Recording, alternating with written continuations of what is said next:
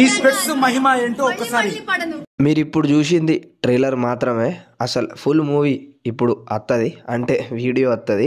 So ముచ్చట ఏం జరిగింది అంటే, ఇక్కడ భోలే శవలి, శేఖర్ భాష, ఇంకా కొంతమంది బిగ్ బాస్ కంటెస్టెంట్స్ ఆ స్పెట్స్ ఏదైతే మనకు ప్రేరణక్క పెడుతుందో దాని కింద ఏదో పెద్ద సీక్రెట్ ఉందట. సో ఆ సీక్రెట్ ఏందో ఇప్పుడు మీరు వీడియోలో చూడండి.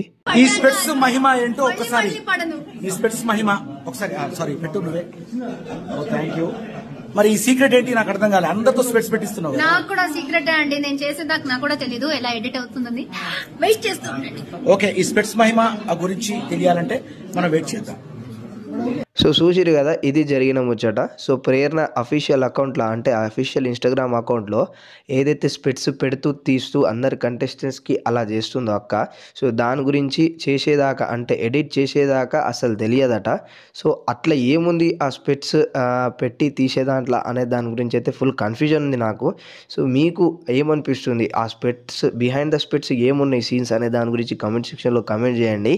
ఇంకా మనకు కావ్య గారు, నిఖిల్ గారు వచ్చేసి ఒక షోలో, అంటే ఆదివారం విత్ స్టార్ మా పరివారం అనే ఒక షో ఉంటుంది కదా సండే. సో అందులో అయితే కలవడం జరిగింది. సో ఆ ప్రోమోలో అయితే నాకు కొంచెం